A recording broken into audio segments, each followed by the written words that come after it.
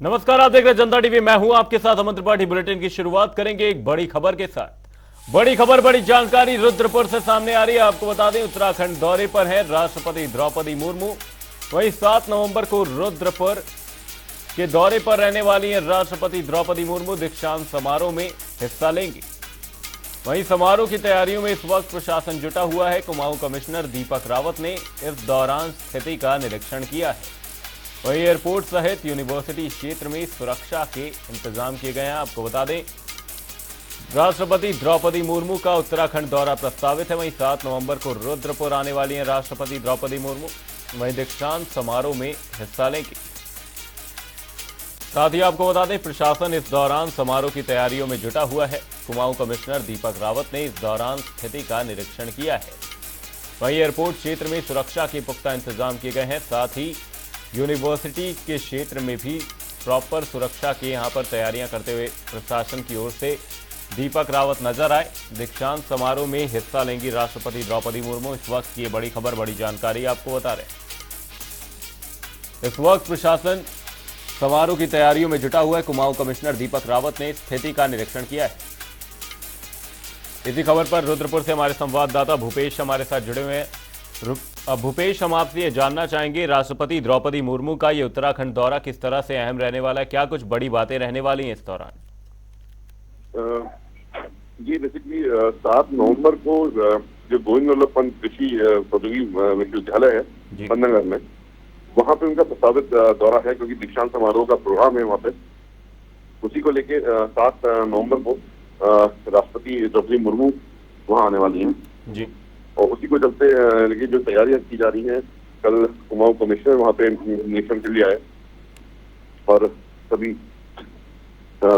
SSP, सभी जिलाधिकारी वो मौके पे मौजूद रहे, ताकि किस तरह की तैयारियां रहेंगी सारी व्यवस्थाओं को लेके। वहाँ पे कुमाऊं कमिश्नर ने उसका निरीक्षण किया, क्योंकि राष्ट्रपति का ये पहला दौरा है यहाँ पे, और उसी को लेके कुमाऊं कमिश्नर कल यहाँ पे शाम यहाँ पे निरीक्षण के लिए आए थे।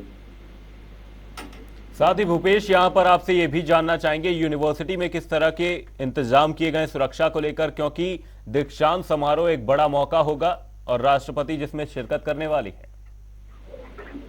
हम क्योंकि जो तैयारियां हैं, क्योंकि राष्ट्रपति खुद यहाँ पहली बार आ रही हैं, और जिस तरीके से जो व्यवस्थाओं को लेकर जो यहाँ पे तैयारियां चल रही हैं, सुरक्षा को लेकर यहाँ पे जो तैयारियां चल रही हैं, ये प्रशासन यहाँ पे काफी मुस्तैद है।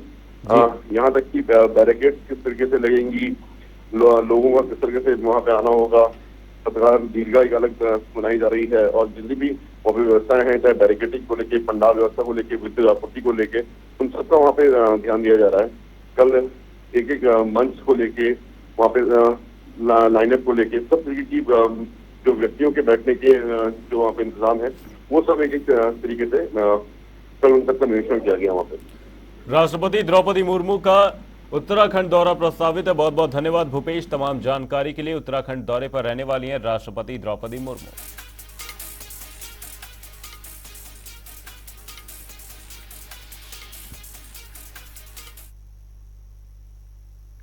बुलेटिन में आगे बढ़ेंगे, रुक करेंगे 2 मिनट में 10 बड़ी खबरों का।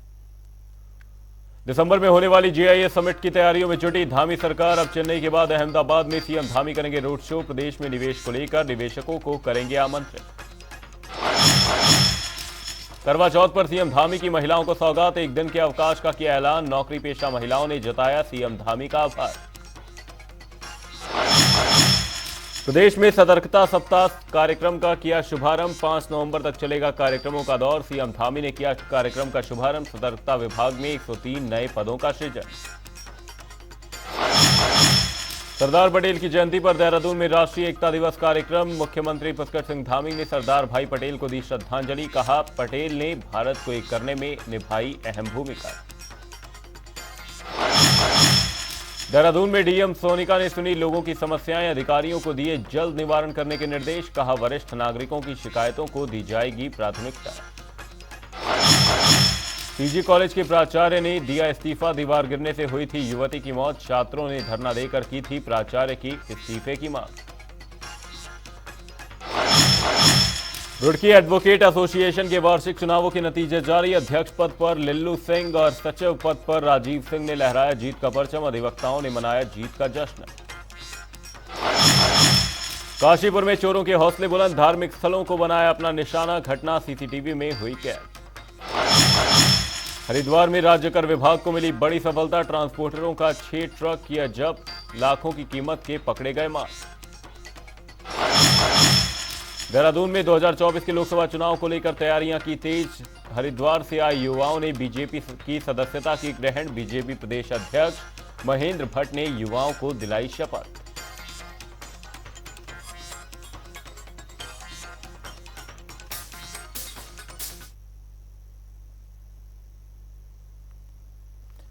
दो मिनट में 10 खबरों के बाद अब रुक करेंगे उत्तराखंड से जुड़ी कुछ अहम खबरों का। मुख्यमंत्री पुष्कर सिंह धामी लखनऊ पहुंचे। इस दौरान उन्होंने यूपी के सीएम योगी आदित्यनाथ से शिष्टाचार भेंट की। सीएम धामी ने सीएम योगी को बद्री विशाल की प्रतिमा और प्रदेश में उत्पादित श्री अन्न से बने उत्पाद उपहार में दिए। सीएम धामी ने 10 दिवसीय उत्तराखंड महोत्सव का शुभारंभ किया। इस दौरान सीएम धामी ने जनता को संबोधित की।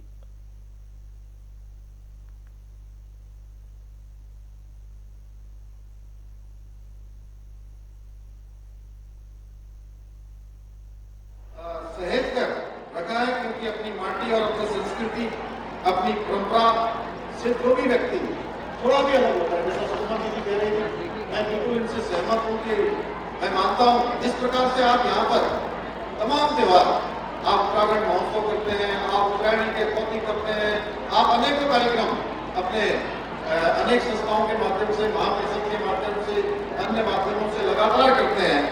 ये कहीं न कहीं आप सबको अपनी माटी से जोड़ने का काम करता है, अपनी संस्कृति से जोड़ने का काम करता है और अपनी नई पीढ़ी को लगातार इनको इस विरासत को आगे बढ़ाने का भी आप सब लोग एक माध्यम बनाकर अपने बच्चों को भी उस दिशा में जाने के लिए प्रेरित करते हैं।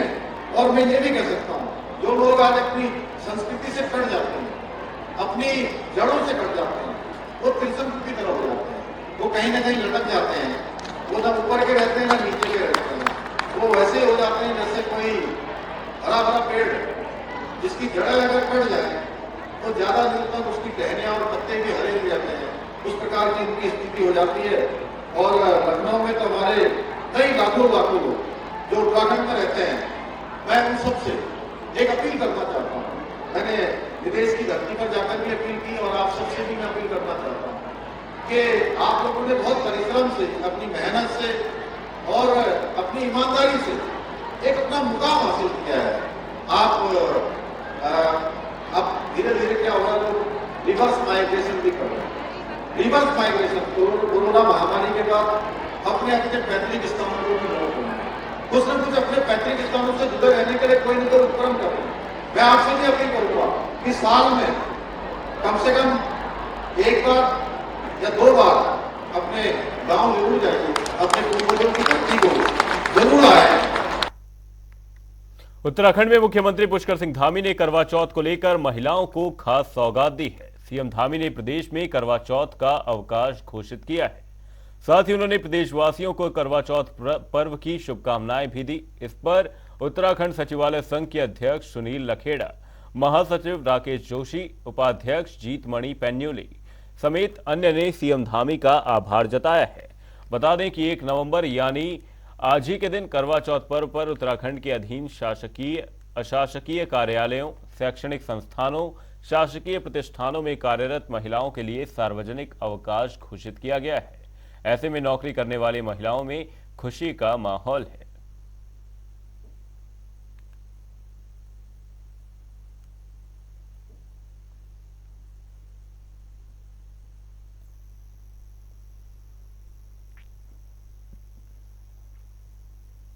उत्तराखंड में बीजेपी प्रदेश अध्यक्ष महेंद्र भट्ट ने आगामी लोकसभा चुनाव के साथ साथ मंगलौर में विधानसभा के उपचुनावों को लेकर तैयारी की बात कही है। आपको बता दें कि मंगलौर के बीएसपी विधायक सरवत करीम अंसारी का विगत दिवस निधन होने से ये सीट अब रिक्त हो गई है और अगले 6 महीने के दौरान इस सीट पर उपचुनाव होना है। ऐसे में भाजपा प्रदेश अध्यक्ष महेंद्र भट्ट ने कहा कि अभी तक बीजेपी इस सीट पर जीत हासिल नहीं कर पाई है, लेकिन क्षेत्र की जनता विकास चाहती है और वे बीजेपी के साथ खड़ी होगी। अभी तक मंगलौर सीट भारतीय जनता पार्टी जीती नहीं है और हमारा प्रयास रहेगा इस बार मंगलौर की सीट भी भारतीय जनता पार्टी जीते, क्योंकि मैं ये कह सकता हूँ कि लंबे अंतराल के बाद अब मंगलौर की जनता भी विकास को चाहती है और विकास के साथ खड़ी है। प्रदेश में हमारी सरकार है और हम प्रत्याशी भी ऐसा देंगे जो 100% चुनाव को जीतेगा, ये विश्वासपूर्वक कह सकता हूँ। और मुझे पूरा विश्वास है हम अभी, क्योंकि भविष्य में मुझे लगता है लोकसभा चुनाव के साथ ही ये चुनाव होगा, तो अभी से उस विधानसभा में हम अपने कार्यकर्ताओं की रचना बनाते हुए किसको विधानसभा का दायित्व देना है। अभी हमने सांसद महोदय को एक विधानसभा दी हुई है और भी गति के साथ विधानसभा भारतीय जनता पार्टी पक्ष में आए, इसके लिए हमारी रचना रहेगी। देहरादून में लोकसभा चुनाव 2024 के मद्देनजर बीजेपी का ग्राफ लगातार बढ़ता नजर आ रहा है। आपको बता दें कि बड़ी संख्या में हरिद्वार से आए युवाओं ने बीजेपी की सदस्यता ग्रहण की है। इन तमाम युवाओं को भाजपा प्रदेश अध्यक्ष महेंद्र भट्ट ने सदस्यता ग्रहण कराई है। बता दें कि पूर्व राज्य मंत्री और प्रदेश कार्य समिति के सदस्य डॉक्टर दर्शन शर्मा और समाज सेविका जानकी नौटियाल के नेतृत्व में यह कार्यक्रम रखा गया था।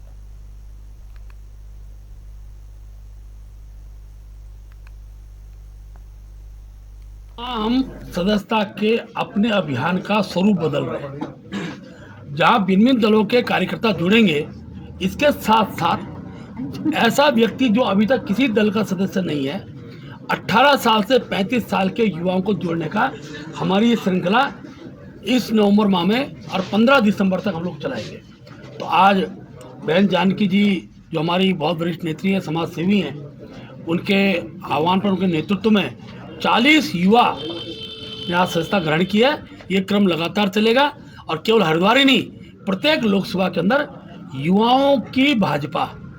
आज प्रधानमंत्री मोदी जी ने दिल्ली के अंदर कर्तव्य पथ के अंदर 75,000 युवाओं के साथ अपना संवाद कर रहे हैं। उसी के बाद हमने पूरे देश के अंदर, पूरे अपने प्रदेश में भी हमने युवा जोड़ो अभियान प्रारंभ किया है और नव मतदाता जोड़ो अभियान की श्रृंखला का पहला कार्यक्रम आज हमने प्रदेश कार्यालय में संपन्न किया है। भारतीय जनता पार्टी पहले बहुत बड़ी पार्टी है। हम माननीय अपने प्रधानमंत्री श्री नरेंद्र मोदी जी, अपने माननीय मुख्यमंत्री श्री पुष्कर सिंह धामी जी, माननीय प्रदेश अध्यक्ष महेंद्र भट्ट जी की रीति नीति कार्यशैली से काफ़ी प्रभावित है। काफ़ी लंबे समय से हम लोग भारतीय जनता पार्टी के लिए कार्य भी करते रहे हैं। ऐसा नहीं है कि हमने छात्र संघ में काफ़ी संघर्ष कराया है, विद्यार्थी परिषद में। उसके अलावा अब संगठन को हरिद्वार जिले में और मजबूत हम बनाने की पूरी कोशिश करेंगे कि दिन रात जैसे हमारे प्रधानमंत्री और मुख्यमंत्री कार्य कर रहे हैं कि उनके साथ हम नई ऊर्जा का संचार उन्हें देंगे और संगठन को और ऊंचाइयों पर लेके जाएंगे। उत्तराखंड में राज्य आंदोलनकारी लंबे समय से 10% क्षैतिज आरक्षण की मांग कर रहे हैं, जिसको लेकर प्रवर समिति का भी गठन किया गया है। इसी को लेकर प्रवर समिति की तीसरी बैठक विधानसभा में हुई, जिसमें समिति के अध्यक्ष समेत तमाम लोग मौजूद रहे। आपको बता दें, वहीं समिति के अध्यक्ष प्रेमचंद अग्रवाल ने कहा कि समिति सकारात्मक रूप से आगे बढ़ रही है और जल्द ही ड्राफ्ट तैयार कर विधानसभा अध्यक्ष को सौंपा जाएगा। वहीं उपनेता प्रतिपक्ष भुवन कापड़ी ने कहा कि आगामी 3 नवंबर को एक बैठक होनी है, जिसमें फाइनल ड्राफ्ट विधानसभा अध्यक्ष को सौंपा जाएगा। मैं सभी माननीय सदस्यों का आभार व्यक्त कर रहा हूँ। अब हमने इसमें अंतिम रूप ले लिया है और बहुत जल्दी जो हमारी एक अडॉप्शन बैठक होती है वो करेंगे और कोशिश कर रहे हैं उसे भी हम बहुत जल्दी यानी 3 तारीख को करें। फिर हम ये फाइनल ड्राफ्ट बना के माननीय अध्यक्षा जी को सौंप देंगे, यानी कि हमारा काम लगभग इसमें पूरा हो जाएगा। देखिए, अक्टूबर 2005 से पहले के कर्मचारी वो पहले से ही ओल्ड पेंशन का लाभ ले रहे हैं। सरकार इस बात को कहकर अपनी झूठी तारीफ कर रही है।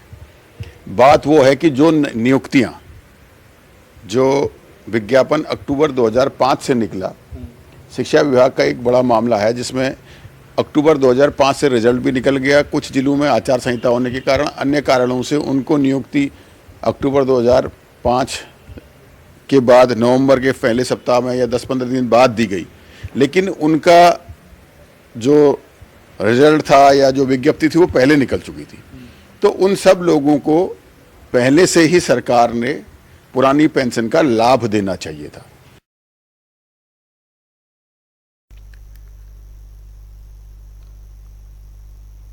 बुलेटिन में रुकेंगे एक छोटे से ब्रेक के लिए। ब्रेक के बाद खबरों का सिलसिला रहेगा जारी।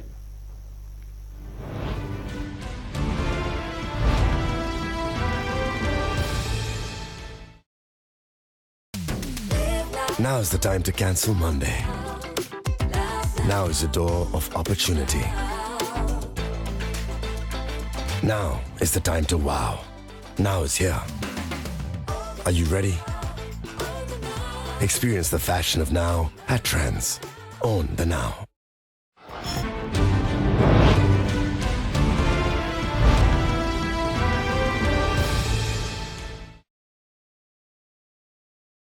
आपका स्वागत है। आप देख रहे हैं जनता टीवी। रुक करेंगे अगली खबर का। देश के पहले गृह मंत्री सरदार वल्लभ भाई पटेल की जयंती राष्ट्रीय एकता दिवस के रूप में मनाई गई। वहीं हरिद्वार के जिला कारागार में भी एकता दिवस धूमधाम से मनाया गया। प्रदेश के पूर्व मुख्यमंत्री और महाराष्ट्र के पूर्व राज्यपाल भगत सिंह कोश्यारी भी कार्यक्रम में शिरकत करने पहुंचे। वहीं हल्द्वानी के इंस्पिरेशनल सीनियर सेकेंडरी स्कूल पॉलीसीट में कार्यक्रम का आयोजन किया गया, जिसमें मुख्य अतिथि के तौर पर हल्द्वानी विधायक सुमित हृदयेश ने शिरकत की। वहीं राजधानी देहरादून की पुलिस लाइन में राष्ट्रीय एकता दिवस के मौके पर परेड का आयोजन किया गया। परेड में पुलिस महानिदेशक समेत कई वरिष्ठ अफसर मौजूद रहे। परेड की कमान राजधानी के एसएसपी अजय सिंह ने संभाली। वहीं इस मौके पर अच्छा काम करने वाले पुलिसकर्मियों को पुरस्कार और मेडल से नवाजा गया। ये 3 तस्वीरें आप देख सकते हैं हरिद्वार, हल्द्वानी और देहरादून से, जहां पर अलग अलग तरीके से राष्ट्रीय एकता दिवस को मनाया गया है। वहीं इस मौके पर सरदार वल्लभ भाई पटेल को श्रद्धांजलि अर्पित की गई। आपको बता दें कारागार में भी यहां पर कार्यक्रम मनाया गया। वहीं साथ ही जेल परिसर में यहां पर जेल कारागार में राष्ट्रीय एकता दिवस सारे देश के अंदर मनाया जा रहा है, क्योंकि सरदार वल्लभ भाई पटेल ने तत्कालीन वो गृह मंत्री थे। उन्होंने 750 से अधिक राज्यों को एक सूत्र में बांधा। जो किसी गलती से कश्मीर एक बंद गया था, पूर्ण रूप से विलय नहीं हो रहा था, और माननीय मोदी जी ने उसको भी देश में विलय करा दिया है। और जहाँ तक जेलों का सवाल है, हमारी केंद्र की सरकार ने भारतीय दंड संहिता में भी परिवर्तन किया है, संशोधन किया है। जैसा हमारे यहाँ के जो सुप्रिंटेंडेंट है जेल के मनोज आर्या जी, ये यहाँ अनेक कार्यक्रम करा के और हमारे जो बंदी हैं उन बंदी लोगों को ऐसा जीवन बिता दे रहे हैं। सरदार वल्लभ भाई पटेल जी इस पूरे देश के लिए, विश्व के लिए प्रेरणा स्रोत रहे हैं। और सत्याग्रह और अहिंसा का रास्ता और एकता का रास्ता जो उन्होंने देश की आज़ादी से पहले और देश की आज़ादी के बाद पश्चात जब वो गृह मंत्री बने, तो उन्होंने देश में जो एकता वो लाए, देश को एकजुट करने का जो उनका अद्भुत प्रयास था, वही आधारशिला है कि आज जो हमारी विविधताओं का ये देश है, अनेकताओं में एकता जिस देश में है, उसमें जो नींव रखी गई वो सरदार वल्लभ भाई पटेल जी के द्वारा रखी गई। आज हम उनका स्मरण करते हैं। स्कूल में आज केंद्रीय संचार ब्यूरो, सूचना एवं प्रसारण मंत्रालय के द्वारा कार्यक्रम रखा गया है, जिसमें कि विभिन्न कंपटीशन कराए गए। और हमारे स्कूल में इसमें पोस्टर मेकिंग कंपटीशन बच्चों ने किया। हमने बच्चों को सरदार वल्लभ भाई के बारे में, उनके कंट्रीब्यूशन देश के लिए जो रहे, उसके बारे में बताया। देखिए, जिन्होंने भी उत्कृष्ट कार्य किया है, ये जो माननीय गृह मंत्री पदक है, ये ओवरऑल ACR देख करके होता है। कम से कम 15 साल की सर्विस के लिए उत्कृष्ट और 25 साल की सर्विस पे अति उत्कृष्ट मेडल दिए जाते हैं। और सेवा के दौरान जो उनका ओवरऑल परफॉर्मेंस है उसके ऊपर बेच दिया जाता है, किसी कार्य विशेष के लिए नहीं दिया जाता है। तो वो आज पदक प्रदान किए गए हैं। साथ ही साथ मैं ये भी बताना चाहूँगा कि ऐसा पहली बार हो रहा है उत्तराखंड राज्य स्थापना के बाद कि 9 नवंबर जो हमारी राज्य स्थापना दिवस की रात्रिक परेड होती है, उसमें माननीय राष्ट्रपति महोदया जो है उसकी मुख्य अतिथि होंगी, वो परेड की सलामी लेंगी। तो हम कोशिश कर रहे हैं कि हमारी परेड का जो स्टैंडर्ड है उस स्तर पे आए और ऊंचा, उसको और भव्य बना सकें। पिताड़ी गांव के विधायक दुर्गेश्वर लाल ने बहुउद्देशीय शिविर में मूलभूत सुविधाओं को ठीक करने का भरोसा जताया। उन्होंने कहा कि ग्रामीणों की विभिन्न प्रकार की 40 शिकायतें पंजीकृत की गई थी। ग्रामीणों ने निर्माणाधीन मोटर मार्ग का कार्यदायी संस्था के खिलाफ मुकदमा दर्ज करने की मांग की है। बता दें कि सड़क का निर्माण कार्य विधायक ने नाराजगी प्रकट की। इस दौरान आपदा एक्ट के तहत संस्था पर मुकदमा दर्ज करने को कहा, क्योंकि काफी समय से सुदूरवर्ती क्षेत्र का मोटर मार्ग से आवागमन बाधित है।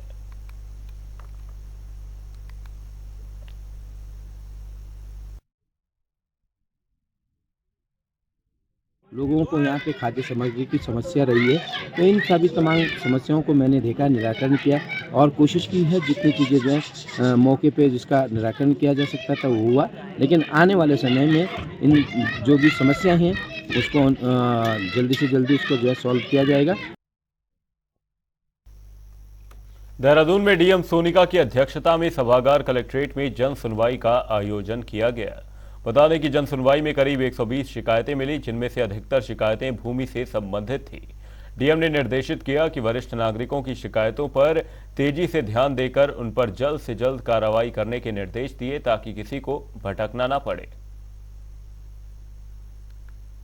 देखा लैंड से रिलेटेड डिस्प्यूट्स तो आ ही रहे हैं, लेकिन इसके अलावा जो मैं हर बार बताती हूँ सीनियर सिटीजन से रिलेटेड इश्यूज काफ़ी आ रहे हैं। तो मेरी अपील भी रहेगी सभी को कि एक तो जो घर में बुजुर्ग लोग हैं उनका ध्यान भी रखें, और अगर किसी को किसी तरह से परेशानी है तो वो जनता दरबार में भी आ सकते हैं। और एक भरण पोषण हमारे यहाँ पे एक एक्ट है जिसके अंदर वो अगर एसडीएम के यहाँ अप्लाई करेंगे तो उसके क्रम में कोर्ट में एक केस चलता है और डिसीजंस होते हैं। तो यही है कि सब लोग इसमें सेंसिटाइज हों और सीनियर सिटीजन का ध्यान।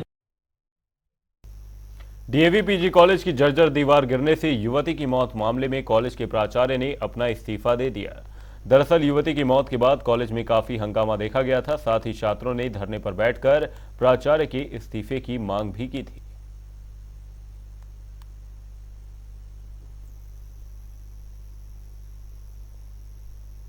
रुड़की में एडवोकेट एसोसिएशन के वार्षिक चुनावों के नतीजे जारी किए गए। इनमें अध्यक्ष पद पर लिल्लू सिंह और सचिव पद पर राजीव सिंह ने जीत दर्ज की। वहीं 7 में से 3 पदों पर पहले ही निर्विरोध पदाधिकारी चुने जा चुके हैं। वहीं इस दौरान नवनिर्वाचित अध्यक्ष लिल्लू सिंह ने कहा कि उन्हें जिस विश्वास के साथ अधिवक्ताओं ने विजयी बनाया है उस पर वो पूरी तरह से खरा उतरने की कोशिश करेंगे। चैम्बर्स की आ रही है कि जो युवा साथी हैं उनके पास चैम्बर्स नहीं है, और कुछ हमारे सीनियर्स एडवोकेट्स भी हैं, लेकिन युवा अधिवक्ता बहुत हैं जिनके पास चैम्बर्स नहीं है, और बिना चैम्बर्स के प्रैक्टिस जुडिशरी में असंभव है। तो सबसे पहले तो हम चैम्बर्स के लिए जो प्लेस है, जो स्थान है, वो हमारे पास फिलहाल नहीं है। हम हाई कोर्ट में माननीय न्यायमूर्ति जी को बुला करके और उस जगह पर जहाँ भी हमें जगह मिलेगी, जगह है, और वो जगह जैसे एक बार हमें अलॉटमेंट उसका हो गया, लीज हो गई, तो उसके बाद हम देखते हैं कि इसमें 200, 250 जितने भी चैम्बर्स बन सकते हैं उन हम चैम्बर्स को बनवाएंगे। बुलेटिन में फिलहाल के लिए सिर्फ इतना ही। कहीं जाएगा नहीं। जनता डी पर खबरों का सिलसिला रहेगा जारी। तब तक के लिए नमस्कार।